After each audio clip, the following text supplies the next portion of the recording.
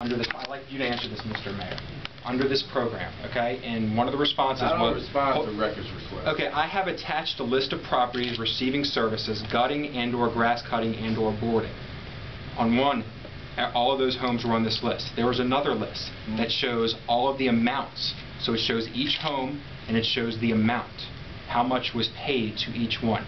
How do you explain those were on 3 previous lists, including one with amount of how much they cost, and then all of a sudden they are not on one list? All I can tell you is that we have the list that counts is the list where we paid for services.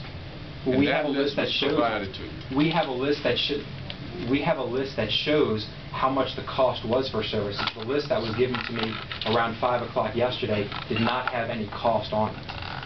All I know is there's a list that is backed up by files that have before and after pictures that are used to justify the charges that we afforded the contractors, and that is the only list that counts. Okay, let me ask you this. How do you respond then, if this is true, how do you respond that 3 different records, I know you have said that you're a transparent administration and you're a transparent organization.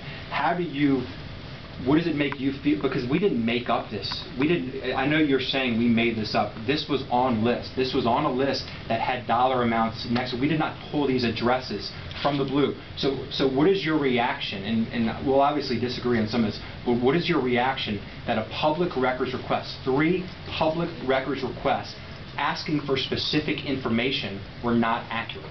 Look, all I can tell you is that you're a reporter, and you should be able to take lists, and if you have multiple lists, you should be able to go to the sources and find out the most accurate list that we use to pay federal dollars. And you basically presented something out there that suggested that we are misappropriating federal funds, and that's just not accurate. And then if that is the case, the only person the city gives me to interview is Dr. Blakely, who did a fine job, but he wasn't even around when the program, he shut down the program.